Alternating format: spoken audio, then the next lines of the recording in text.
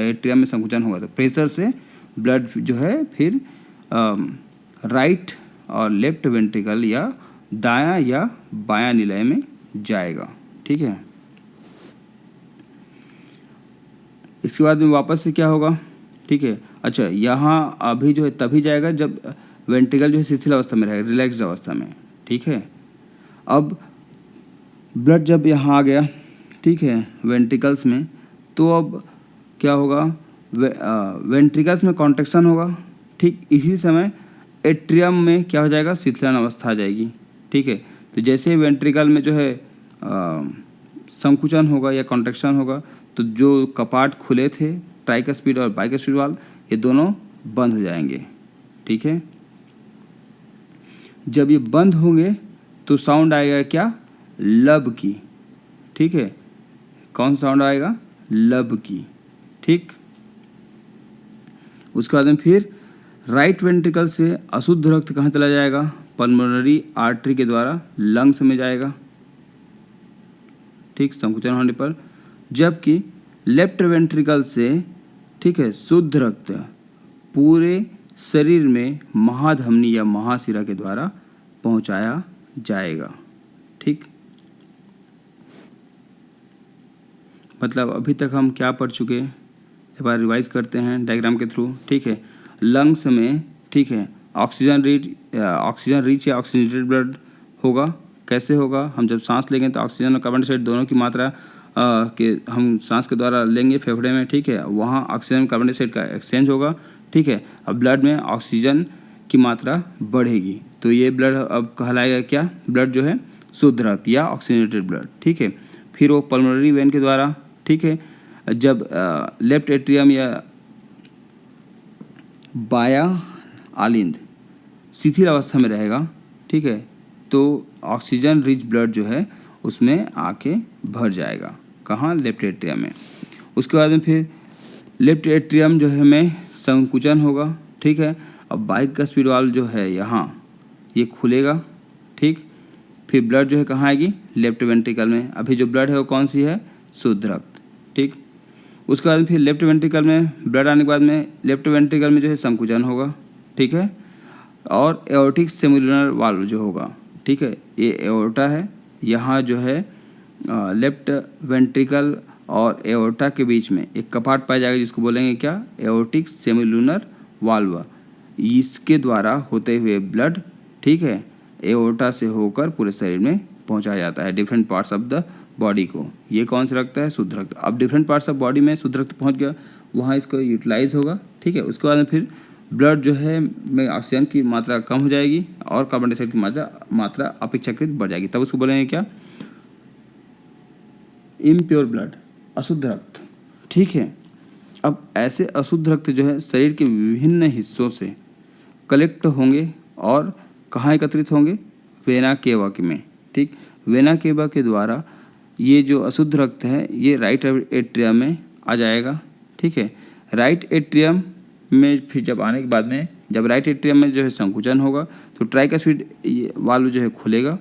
ठीक, इसे खुलने के बाद में फिर ब्लड जो है जो कि अशुद्ध रक्त है वो कहाँ जाएगा? राइट वेंट्रिकल में। ठीक है, राइट वेंट्रिकल, ठीक है, उसके बाद में फिर राइट वेंट्रिकल में संकुचन होगा तो पल्मोनरी सेमुलर वाल्व जो है, ये जो पल्मोनरी आर्टरी है और यहाँ पर पल्मोनरी आर्टरी जो यहाँ दिख रहा है तो यहाँ पर से एक कपाट पाया जाता है पल्मोनरी आर्टरी में। कहाँ? राइट वेंट्रिकल में। तो खुलेगा। ठीक है, राइट वेंट्रिकल के संकुचन होने पर, जिससे ब्लड जो है पल्मोनरी आर्टरी के द्वारा अशुद्ध रक्त जो है वो लंग्स में पहुंचा दी जाएगी। ठीक, वापस फिर लंग्स में उसमें ऑक्सीजन कार्बन डाइऑक्साइड के एक्सचेंज के द्वारा ऑक्सीजन की मात्रा बढ़ जाएगी और ये प्रक्रिया चलती रहेगी। ठीक है, ये ब्लड सर्कुलेशन का पाथ है, रक्त परिसंचरण का मार्ग। ठीक है, कैसे ब्लड जो है शरीर के में कैसे चक्र में, किस चक्र में चलता है उसका, तो समझ में आ गया होगा। ठीक है, ये मतलब हमने क्या सीखा अभी? महाशिरा के द्वारा पूरे शरीर से अशुद्ध रक्त जो है इसके द्वारा कहाँ कलेक्ट होगा? राइट एट्रियम में। ठीक, जबकि उसी समय लंग्स से लाया हुआ शुद्ध रक्त जो है लेफ्ट एट्रियम में कलेक्ट होगा। फिर दोनों में एक साथ संकुचन होगा। संकुचन होने पर ट्राइकस्पिड वाल्व और बाइकस्पिड वाल्व दोनों खुल जाएंगे। खुलने के साथ ही रक्त जो है दबाव प्रेशर के साथ में, ठीक है, कहाँ आ जाएगा, अपने अपने साथ के वेंट्रिकल में आ जाएगा, मतलब कि राइट वेंट्रिकल और लेफ्ट वेंट्रिकल में क्रमशः आ जाएंगे। ठीक है, अभी कौन सा रक्त है, अभी अब राइट वेंट्रिकल में अशुद्ध रक्त, जबकि लेफ्ट वेंट्रिकल में कौन सा रक्त है, शुद्ध रक्त है। ठीक, अब वेंट्रिकल्स में दोनों संकुचन होगा। संकुचन होने के बाद में क्या होगा, जो बाइकस्पिड और ट्राइकस्पिड वाल्व हैं ये दोनों क्या हो जाएंगे, बंद हो जाएंगे। तो और ध्वनि आएगी कौन सा, लब की। ठीक है, इसी के साथ में तुरंत ही दोनों पल्मोनरी एओर्टिक वाल्व जो है वो खुल जाएगा, और पल्मोनरी वाल्व, ठीक, पल्मोनरी आर्टरी का जो वाल्व है वो खुल जाएगा और एओर्टा का जो वाल्व है वो खुल जाएगा, जिससे ब्लड इसमें से क्रमशः बाहर निकलेंगे। ठीक है, मतलब राइट वेंट्रिकल से अशुद्ध रक्त पल्मोनरी आर्टरी के द्वारा कहाँ जाएगा, लंग्स में जाएगा, और लेफ्ट वेंट्रिकल से एओर्टा के द्वारा पूरे शरीर में पहुंचा जाएगा। ठीक है, नेक्स्ट करते हैं। ठीक, अब यहाँ हम देख रहे हैं हार्ट साउंड। ठीक है, तो हार्ट की जो ध्वनि होती है वो धक धक नहीं होती, तो कैसी होती है, लब डब। ठीक है, अच्छा, लब की साउंड कब आती है, ठीक, जब एवी वाल्व्स जो बंद होते हैं, एवी वाल्व्स मतलब जो ट्राइकस्पिड और मिट्रल वाल्व हैं। ठीक है, ये कब बंद होता है, जब दोनों वेंट्रिकल में सिस्टोल होता है, दोनों वेंट्रिकल में क्या है, संकुचन होता है एक साथ। ठीक, तो जैसे संकुचन हुआ उसके पहले दोनों वाल्व्स जो है, कौन कौन सा वाल्व, ट्राइकस्पिड वाल्व और मिट्रल वाल्व, दोनों जो है एक साउंड के साथ बंद होते हैं, वही साउंड है क्या, लब। ठीक है, मतलब ट्राइकस्पिड और बाइकस्पिड वालों का बंद होना ही क्या है, बंद होने से जो है कौन सी ध्वनि निकलती है, लब की। ठीक है, उसके बाद हम देखेंगे जब सेमिलुनर वाल्व है, सेमिलुनर वाल्व मतलब कौन कौन सा, पल्मोनरी आर्टरी का जो वाल्व है और एओर्टा का जो वाल्व है। ठीक है, दोनों, ठीक है, जब बंद होंगे, ये कब बंद होगा, जब वेंट्रिकल में सिस्टोल आएगा, मतलब वेंट्रिकल शिथिल अवस्था में आएंगे तब। ठीक है, तो कौन सा साउंड आएगा, डब की ध्वनि। ठीक है, मतलब डब की ध्वनि कब आती है, जब जो है बंद होता है semilunar valves, pulmonary artery valve और एओर्टा वाल्व। सेमिलुनरी वाल्व्स दोनों ही हैं, पल्मोनरी आर्टरी वाल्व और एओर्टा वाल्व, ये दोनों को ही क्या बोलते हैं एक साथ, सेमिलुनर वाल्व्स। ठीक है, पल्मोनरी धमनी कपाट और महाधमनी कपाट, इनके बंद होने से डब की ध्वनि आती है। अच्छा, लब की ध्वनि जो है ज़्यादा टाइम तक रहती है डब की अपेक्षा, ध्यान रखेंगे। अब देखते हैं, यहाँ एक डायग्राम दिख रहा होगा, डॉक्टर के पास गए होंगे तो ये देखे ही होंगे। इसको बोलते हैं क्या, स्टेथोस्कोप। इसका काम क्या है, इससे हम हार्ट बीट सुनते हैं। ठीक है, दूसरा, यहाँ एक दूसरा डायग्राम दिख रहा है, दूसरा जो है, ठीक, ये क्या है, ये है स्फेग्मोमैनोमीटर। ठीक है, इसका काम क्या है, ब्लड प्रेशर को इससे नापते हैं, ये भी डॉक्टर के पास देखे होंगे। ठीक, ब्लड प्रेशर क्या होता है पढ़ते हैं, ठीक है, समझने की कोशिश करते हैं। जो रक्त होता है, ठीक है, ब्लड वेसल में एक दबाव डालता है, प्रेशर, वही क्या होता है, ब्लड प्रेशर या रक्त का दबाव, रक्त दबाव। ठीक है, एक सामान्य मनुष्य के, या फिर क्या बोलना चाहिए, एक हेल्दी सामान्य मनुष्य का जो है हार्ट बीट कितना होता है, 120/80 mmHg, मिलीमीटर ऑफ मरकरी। ठीक है, मतलब सिस्टोल कितना रहेगा 120 और डायस्टोल कितना रहेगा 80 millimetre of mercury. 120 systolic pressure और 80 क्या रहेगा, डायस्टोलिक प्रेशर।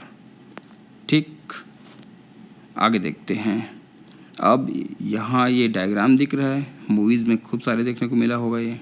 ठीक है, इसके बोलते हैं, इसको क्या बोलेंगे, ईसीजी। अब ईसीजी को फुल फॉर्म क्या है, इलेक्ट्रोकार्डियोग्राम, ना कि ग्राफ, ठीक है। इलेक्ट्रोकार्डियोग्राफ या फिर इलेक्ट्रोकार्डियोग्राम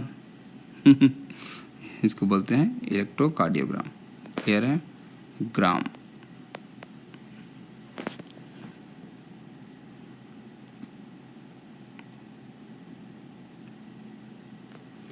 अब हम देखते हैं सामान्य रूप से पाए जाने वाले ब्लड ग्रुप्स, ठीक है। ब्लड ग्रुप्स की खोज किसने की? कार्ल लैंडस्टीनर ने, ठीक है। ये किस आधार पे जो है ब्लड ग्रुप से बांटे हुए जाते हैं, ठीक है। तो ये एंटीजन एंटीबॉडी के आधार पे। एंटीजन कहाँ पाया जाता है? तो आरबीसीज पर, जबकि एंटीबॉडी कहाँ पाया जाता है? तो ब्लड प्लाज्मा में, ठीक। हम पढ़ चुके हैं ब्लड दो भागों में बना रहता है, एक ब्लड कार्पल्स वाला और दूसरा ब्लड प्लाज्मा वाला। ब्लड कार्पल्स में हम देखे थे कि वापस से ब्लड 3 कणों का बना रहता है। कौन कौन सा? आरबीसी, डब्ल्यूबीसी और प्लेटलेट्स। तो एंटीजन किसमें पाया जाता है? ब्लड कार्पल्स आरबीसी में, ठीक है, जबकि एंटीबॉडी ब्लड प्लाज्मा में, ठीक है। सामान्य रूप से कितने ब्लड ग्रुप्स पाए जाते हैं? 4 टाइप्स के, ठीक। कौन कौन सा? ए बी और ओ। जब अच्छा देखते हैं ब्लड ग्रुप ए में कौन सा एंटीजन पाया जाएगा? कैपिटल ए, ठीक, और एंटीबॉडी स्मॉल ए, ठीक। ब्लड ग्रुप बी में एंटीजन पाया जाएगा कैपिटल बी और एंटीबॉडी, ठीक है, small B. Blood group A B में एंटीजन पाया जाता है ए एवं बी दोनों, जबकि इनमें कोई एंटीबॉडी नहीं पाई जाती है। इसी प्रकार हम देखेंगे आगे कि ब्लड ग्रुप ओ में, ठीक है, कोई भी एंटीजन नहीं पाया जाता है, जबकि इसमें एंटीबॉडी स्मॉल ए और बी दोनों पाए जाते हैं, ठीक। जेनेटिक जीन या फिर जेनेटिक रिप्रेजेंटेशन इनका क्या होगा? यहाँ दिख रहा है कि ब्लड ग्रुप ए को जो है आई ए, इसको ऐसे लिख सकते हैं, आई ए ऐसा रहता है, आई ए या आई ओ। ये किसके लिए है? ए के लिए है। तो बी के लिए इसी प्रकार क्या होगा? आई बी या आई ओ, ठीक। ए बी के लिए क्या रहेगा?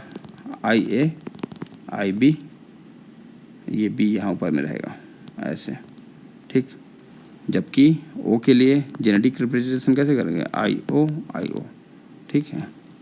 यहाँ प्रिंट करते नहीं बना, ऐसे लिखते नहीं बना, तो इसको ऐसे लिख दिया मैं, ठीक है। रहता है इस टाइप से है, ठीक।